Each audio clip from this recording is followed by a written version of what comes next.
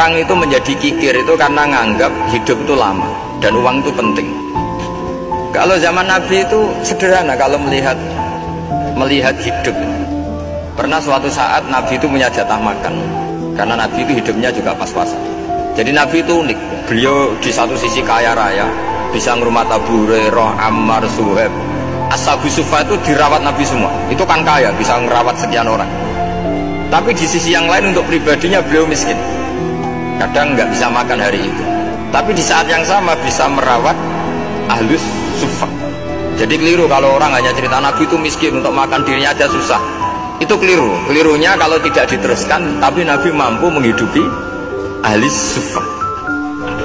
Singkat cerita, jatah makannya Nabi itu dikasihkan orang. Ketika Nabi tanya, ya Aisyah, makanan jatah saya di mana? Oh ya Rasulullah, tadi ada orang minta tak kasihkan, maka makanan itu habis. Apa kata Nabi? Kamu salah Aisyah. Yang kamu kasihkan itu justru yang masih. Ya, yang kamu kasihkan itu justru yang masih. Sehingga Nabi menganggap, makanya Nabi terus ngendikan. Ya kalau mukhatabnya lelaki ya kira-kira begini. Wahallaka min malika illa ma akalta fa'afnaita walabista fa'ablaita. Terus hanya watasaddaqta fa'abqaita, kata Nabi. Harta kamu ya kamu makan kemudian ke WC jadi kotoran, atau punya pakaian mewah nanti rusak. Watasaddaqta fa'abqaita. Ada yang kamu sedekahkan yaitu yang abadi sampai akhir. Sehingga banyak pengusaha yang mencintai saya setelah tak ajari hadis itu. Misalnya punya uang 1 miliar karena dia spekulan atau pedagang rawan bangkrut, disedekahkan ke masjid 50 juta, yaitu yang abadi. Jadi kalau suatu saat bangkrut dia masih punya uang 50 juta di akhirat.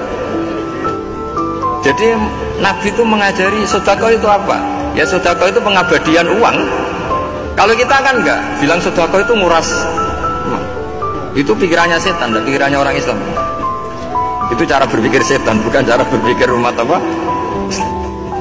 Sehingga Sayyid Ali Zainal Abidin itu kalau ada orang minta, kemudian beliau ngasih, itu beliau bilang gini, marhaban biman hamala zadi ilal akhirah. Matur nuwun nggih jenengan sembeto sangu kula nada. Jadi dianggap teller saja. Orang yang minta uang beliau itu dianggap tukang nyatet bank ini. Karena sudah ditabungkan, ya sudah. Kalau kita kan enggak, wah pengemis tuh ganggu gini-gini. Kecuali pengemis profesi ya mungkin kita agak-agak enak. Pada zaman akhir tuh ada pengemis apa? Profesi, jadi repot tuh.